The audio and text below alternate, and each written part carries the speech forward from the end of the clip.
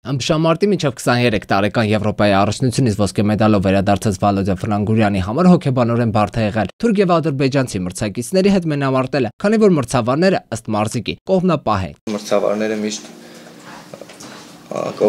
կողմնակալ որոշումներ են կայացնում ու ըստ դրանով խանգարում էր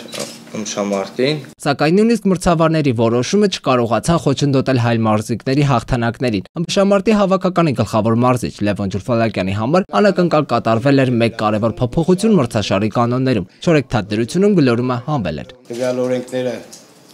նորից կարելի ասել, որ մեր ըմբշամարտը կարող է կորցնել իրեն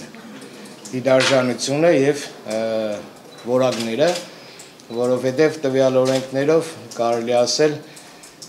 շատ պատահականություններ կարող են լինել։ Ամեն դեպքում Ջուլֆալակյանը գոհ էր իր սաների գրանցած արդյունքներից, սակայն դժգոհ, որ մրցաշարի կանոններում արված փոփոխությունների մասին իմացել է շատ ուշ։ Եվրոպայի առաջնությունից հաղթանակով վերադարձած մեր հավաքականը այժմ պատրաստվում է ըմբշամարտի Հայաստանի առաջնությանը։ Հենց առաջնության ավարտից հետո պարզ կդառնա, թե Հայաստանն ինչ կազմով է ներկայանալու Բաքվում կայանալիք եվրոպական խաղերին։ Գրիգոր Գևորգյան, ժամը լրատվական։